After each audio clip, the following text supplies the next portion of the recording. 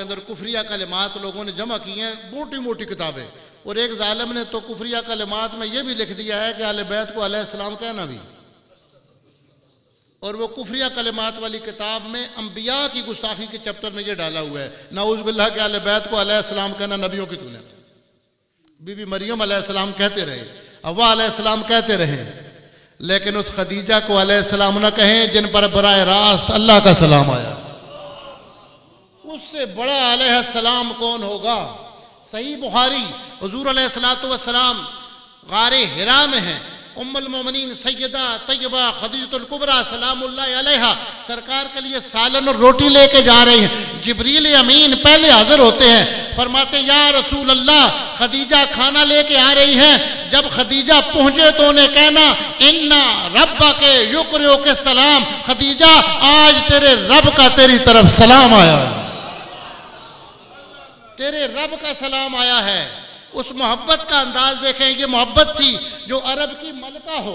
तबरी से लेकर शिबली नुमानी तक लिखें कि जब मक्के के लोगों के काफिले सामान लेकर जाते थे, सारे ताजरों के सामान थोड़े होते थे, सैयदा खदीजा अकेली के ऊंट और सामान ज्यादा होता था। अरब की मलका है, अरब की मलका, खादम है, नौकर हैं, चाकर हैं। और मक्के शरीफ से मोहल्ला बनु हाशम से गारे हिरा तक नौकरों को नहीं भेजती, खादमों को नहीं भेजती, अपने हाथों से खाना लेकर जाती। ये मोहब्बत है ना। अगर ये बात समझ नहीं आई तो हजरत आरिफ खड़ी रूमी कश्मीर हजरत मियाँ मोहम्मद भाई साहब रहमतुल्लाह अलैह ये बात समझाते हैं कि ये बात क्या है। खाना नौकरों को क्यों नहीं भेजती, सईदा खादमा किसी मजदूर को सईदा खदीजा भेज देना पैसे देकर कि सरकार को खाना पहुँचा के आए। गारे हिरा में खुद खाना लेकर जाती हैं। मियाँ साहब फरमाते हैं जे सै नौकर चाकर होवन खिदमत कारण अगे हथी अपनी खिदमत करिए जे सजन हथ लगे। और गैरा हथों जायज होंदी जे खिदमत दिल भर दी। महबूबों की खिदमत नौकरों से करवाना ये मोहब्बत का मिजाज नहीं है। गैरा हथों जायज होंदी जे खिदमत दिल भर दी। बादशाह दे बदले यारो खल्क नमाजा पढ़ दी। अगर ये इजाजत होती तो बादशाहों को हुक्म होता कि आप नौकर रख लें, नमाजें पढ़वाएं, वो तुम्हारी तरफ से नमाजें पढ़ें, लेकिन उस पर अपनी नमाज फर्ज है, इसलिए कि ये नमाज अपने मारगाह में मोहब्बत का इजहार है। फरमाया गैरा हथों जायज होंदी जे खिदमत दिल भर दी। तो सैयदा खदीजतुल कुबरा को अल्लाह का सलाम आया है। सैयदा खदीजा से बड़ा अलैहिस्सलाम का मुस्तहिक कौन है। हर बंदा उठ के तो किताब, इतनी किताबें लोगों ने लिख दी हैं ये कुफ्र के मसले पे। अब मैं आपके ज़ौक़ की खातर एक बात अर्ज करता हूँ। मसलक पता चला जो मुसाफिर की लाश का। मुसाफिर मर गया ना किसी महल्ले में, पता नहीं था कौन है, तो लोग जनाजे के लिए हाजिर हुए। अब पता नहीं चलता क्या मसलक। जैसे ही पता चला उसके मसलक का, मसलक पता चला जो मुसाफिर की लाश का, चुपचाप आधी भीड़ घरों को चली गई। तो किताब, उस बंदे ने यहाँ से किताब निकाली, मैं किताब का नाम नहीं लेता, तो उसमें भी यही वो पुरानी किताब थी, ये काफिर हो गया, ये काफिर। तो बाबूजी साहब ने फरमाया मौलवी साहब गल सुनो, अल्लाह जिस्म तो पाक है, उसका कोई जिस्म नहीं है। अल्लाह मिसाल से पाक है, अल्लाह सूरत से पाक है, अल्लाह मकान से पाक है। आप मकानों खाली, उस तो कोई मकान ना खाली। फरमाया अल्लाह की सूरत नहीं है, अल्लाह का जिस्म नहीं है, अल्लाह का मकान नहीं है। तो हजरत फरमाते थे कि बाबूजी ने 11 बातें इस तरह की। अल्लाह जिस्म से पाक है, सूरत से पाक है, ख्याल से पाक है, वाम से पाक है, मकान से पाक है, मिसाल से पाक है। फरमाया हाँ, उस बेसूरत को समझने के लिए एक सूरत वाला चाहिए, उस बेमकान को पहचानने के लिए एक मकान वाला होना चाहिए, उस बेजिस्म को पहचानने के लिए एक जिस्म वाला होना चाहिए। अपनी पहचान के लिए अल्लाह ने वो सूरत वाला, वो मकान वाला, वो जिस्म वाला आमना का लाल जनाबे मोहम्मद रसूलुल्लाह को पैदा फरमाया। तो मैं अर्ज कर रहा था कि अल्लाह ताला जिस्म से पाक है, तो अल्लाह ताला कैसे रहमत करता है? रहमत तो दिल में नरमी का नाम है। अब होता क्या है कि अल्लाह ने अपनी रहमत का सारा खजाना रहमतुल लिल आलमीन के क़ल्ब मुबारक में रखा। अब जरा हदीस शरीफ सुनिए। हजरत बुरैदा असलमी, मैंने क्या नाम लिया? ये बड़े जलीलुल कद्र से आदमी है। हजूर अलैहिस्सलाम की आदत मुबारक थी, जब बंदा सामने आता ना आप उससे नाम पूछते, अगर नाम अच्छा होता सरकार खुश हो जाती, नाम अगर सही नहीं होता था, तर्जुमा ठीक नहीं होता था तो आप परेशान होते थे। बुखारी शरीफ, आजकल बुखारी मुस्लिम से लोग नीचे नहीं आते, इसलिए बार बार मैं बड़ी किताबों का नाम लिया। सईद बिन मुसैयब कहते हैं कि फतेह मक्का के मौके पर मेरे दादा हुजूर के पास हाजिर हुए, सरकार ने फरमाया नाम, तो कहते हैं खजन, इस्लाम लाने के लिए आए, मुसलमान होने के लिए। खजन का माना है दुख वाला, गम वाला, गम हुजन, हजन हजीन। तो हजूर ने फरमाया तुम्हारा नाम साल होना चाहिए। साल का माना है सहूलतों वाला।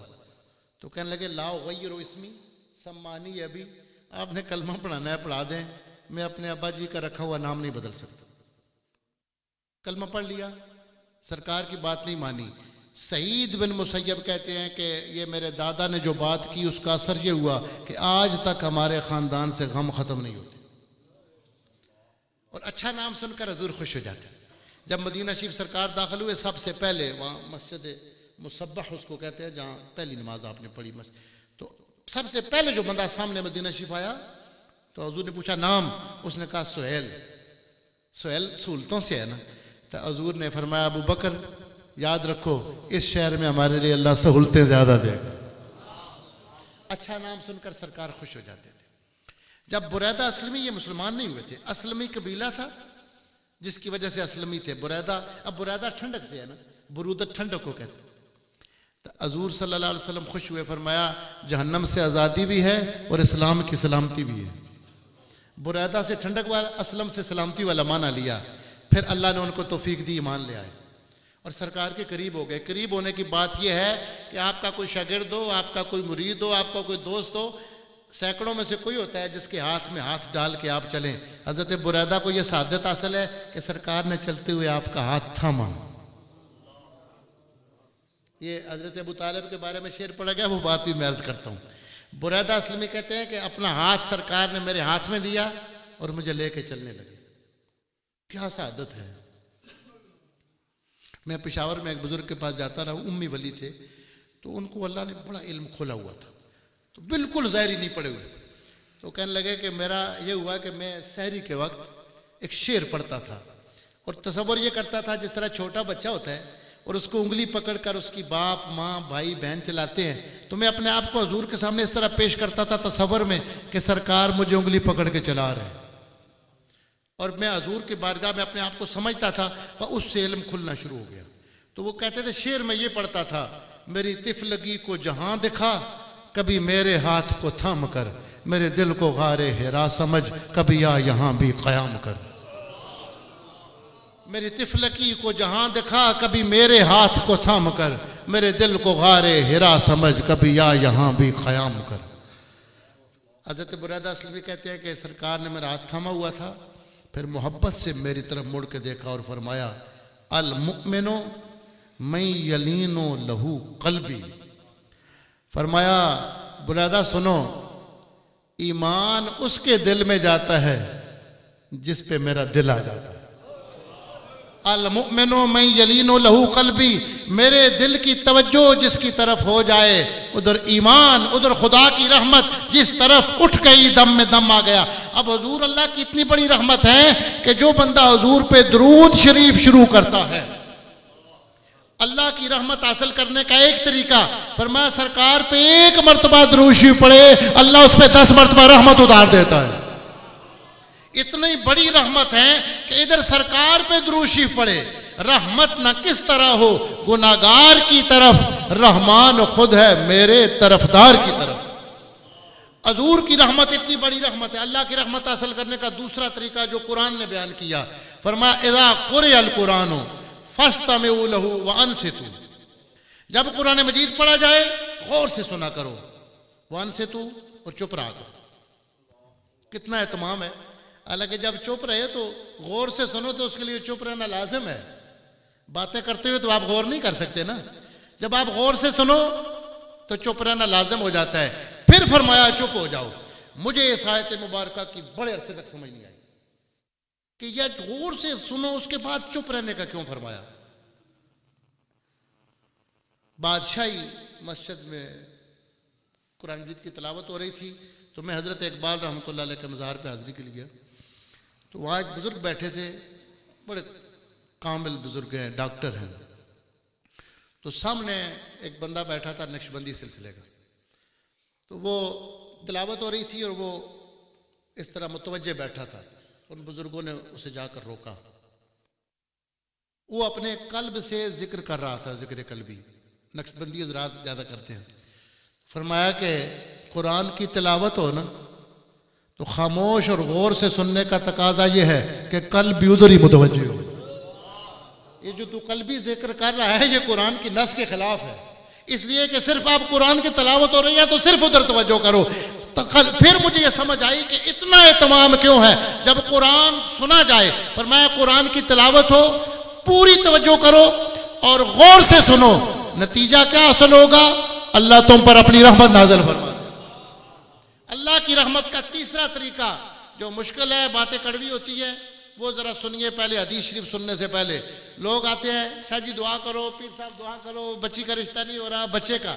हम कहते हैं कि अपने ख़ानदान में कोई तलाश करें।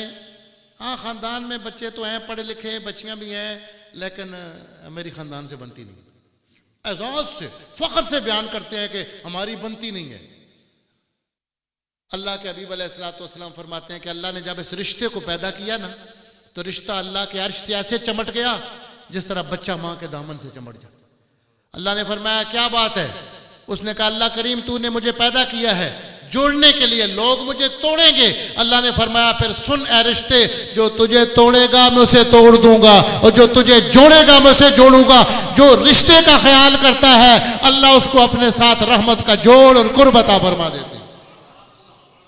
अब दो चीज़ों को आमतौर पर मिक्स किया जाता है। रिश्तेदारों से अच्छा सलूक, इसको सिला रहमी नहीं कहते, याद रखें, उसको बिर कहते हैं। हदीस का जब चैप्टर पढ़े ना, किताबुल बिर्र व सिला, अच्छा सलूक जो है ना वो उसको बिर कहते हैं।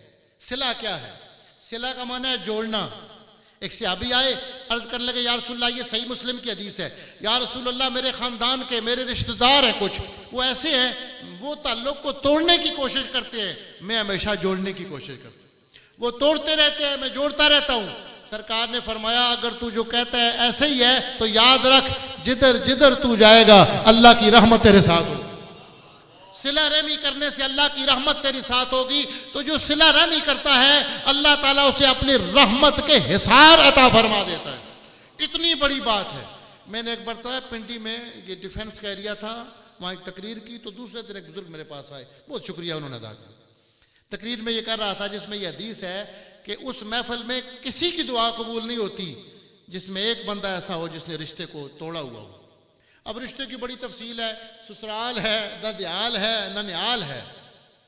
हजरत वासफ अली वासफ दुर्वेश थे ना, तो उनसे किसी ने पूछा कि ये किन किन लोगों का ख्याल रखना चाहिए, कितने कितने कहाँ तक रिश्ता जाता है। पर मैं कभी तन्हाई में बैठ के सोचो, अगर तुम मर जाओ तो किस किस की आंख में आंसू आ सकता है? बस जिंदगी में उनको खुशियां देते जाओ। कभी तन्हाई में बैठ के सोचो कि जब मरोगे तो कौन कौन रोएगा, बस उनको खुश करो। ये सिला रहमी भी है, ये उसने सलूक भी है। ये इन चीज़ों को भी हमें सोचना चाहिए। तो फरमाया एक बंदा जिसने रिश्ता तोड़ा हुआ हो। तो वहाँ मैंने एक वाक़या बयान किया, सीरत की किताबों में है कि हज़रत इमाम हसन इमाम हुसैन अलैहिस्सलाम की आपस में कुछ शक्कर रंजी हो गई, जिस तरह भाइयों में नाराज़गी हो जाती। तो इमाम हुसैन अलैहिस्सलाम देर कर रहे थे, तो किसी ने कहा कि आप खुद इमाम हसन के पास चले जाएं, वो बड़े भाई हैं, आप उनसे माजरत करें। फरमाया कि माजरत तो करूं लेकिन मेरे नाना जान की एक हदीस रोक रही। मेरे बड़े भाई हैं लेकिन मेरी नाना जान की एक हदीस है। फरमाया वो क्या? फरमाया कि हमने अपने नाना जी सल्लल्लाहु अलैहि वसल्लम की हदीस सुनी थी कि जब दो भाई आपस में, दो मुसलमान नाराज हो जाएं, जो माजरत में पहल करेगा वो जन्नत में पहले जाएगा, और मैं हसन से पहले जन्नत में जाना नहीं चाहता। वो मेरी बात का इतना असर हुआ। दूसरे दिन एक बंदा वहाँ से डिफेंस कॉलोनी से, वो एरिया से मेरे पास आया और उसने कहा कि कल आपकी बात का इतना असर हुआ है, मेरे जितने रिश्तेदार थे, मेरी गलती थी या उनकी गलती थी, मैं रात को सबसे माफ़ी मांग कर घर में आकर सोया हूँ। मैंने कहा इसका मतलब है कि मेरी तकरीर काम कर गई है। अल्लाह पाक हमें अमल की तौफीक अता फरमाए। बच्चों की दस्तार की भी तकरीर हमारी जो क्या फैल जाती है, जज्बात के उसलूब पे काबू नहीं रहता, जब रूह के अंदर मुतलातम हो ख्यालात। मुझे एक बुज़ुर्ग ने बताया था कि जहाँ जाएँ अल्लाह से ये कहा करें, अल्लाह इस इलाके के लोगों की ज़रूरत की जो बात है वही मेरी ज़ुबान से निकलवा दे। तो अल्लाह हमें अमल की तौफीक अता फरमाए। मैं हज़रत को ऐलान का कहूँगा, ये भी करेंगे, हमने आज से 4 साल पहले दरस निज़ामी का मदरसा शुरू किया था। चंद की अपील नहीं करता मैं, और बात अर्ज़ करता। हुआ इस तरह था कि हज़रत क़िबला सैयदी ज़ुबैर अहमद शाह साहब रहमतुल्लाह अलैह का जब इंतकाल हुआ, अल्लाह शाह जी के दर्जात बुलंद फरमाए, तो आपके चेलम के मौका पर आपके भांजे को सैयद ज़ैनुल आबिदीन शाह साहब को सजादा नशीन के लिए मुंतखब फरमाया। तो क़िबला पीर सैयद ग़ुलाम यासीन शाह साहब रहमतुल्लाह अलैह वो भी इस वक्त हमारे दरमियान नहीं। उन सब ने मुझे ड्यूटी लगाई कि आप कोई मदरसा शुरू करें। शाह जी के भांजे पढ़ रहे थे, उनसे इनको भी तालीम मुकम्मल करवाएँ ताकि ये सिस्टम चलता रहे। तो हमने मदरसा शुरू किया। इस वक्त अल्हम्दुलिल्लाह 5 क्लासें हमारे पास चल रही हैं। तो तकरीबन 45 के करीब तलबा हैं। मैं ख़ुद भी पढ़ाता हूँ, मेरे छोटे भाई हैं वो गोल्डा शरीफ से फ़ारिग तहसील हुए, वो भी पढ़ाते हैं। 2 और फाजिल उलमा हैं वो भी पढ़ाते हैं। तो आप लोगों से गुजारिश है कि पढ़ने के लिए अपने बच्चों को भेजें। कम अज़ कम अगर हिफ्ज़ हो तो फिर तो 5वीं 6वीं वाला भी चल जाता है, वरना 8वीं पास हो या मैट्रिक पास बच्चा हो, हम उनकी खिदमत ये करेंगे जो अल्लाह ताला ने हमें सिखाया हुआ है हम उनको सिखा देंगे। तो ये दाखिले अब शुरू हैं, ईद के फ़ौरन बाद अब दाखिले शुरू हैं। तो जो लोग अपने बच्चों को दाखिल करवाना चाहें, बल्कि कोशिश करें एक एक बच्चा हर बरादरी के लोग निकालें अल्लाह के दीन के लिए, इसकी बड़ी बरक़ात होती हैं। हज़रत रिज़वी साहब दामद बरकातुहुम आलिया शाह साहब से रब्ता कर लें उनके ज़रिए, तो मेहरबानी करें कि अपने बच्चों को दीन की तरफ लाएँ। हमारे दरवाज़े खुले हुए हैं, खाने पीने का भी जो अल्लाह ताला रुकी सुखी देता है, बच्चों की शिकायत नहीं होती, अच्छा इंतज़ाम हमने किया हुआ है। अब जगह भी ख़रीदी है, बिल्डिंग भी इंशाअल्लाह तैयार हो जाएगी। ये भी दुआ करें कि जो लोग हमारे साथ आज तक जैसे भी तावन कर रहे हैं अल्लाह सबको जज़ाए खैर अता फ़रमाए, उनके माल जान में कारोबार में बरकत अता फ़रमाए। इस इदारे के साथ जो लोग खिदमत कर रहे हैं, हज़रत रिज़वी साहब शाह साहब के साथ तावन कर रहे हैं, अल्लाह सबको बरक़ात नसीब फ़रमाए। मैंने चंद गुजारिशात पेश की हैं, अल्लाह अमल की मुझे भी और आप सबको तौफ़ीक़ अता फ़रमाए। व आख़िर दावाना अनिल हम्दुलिल्लाह।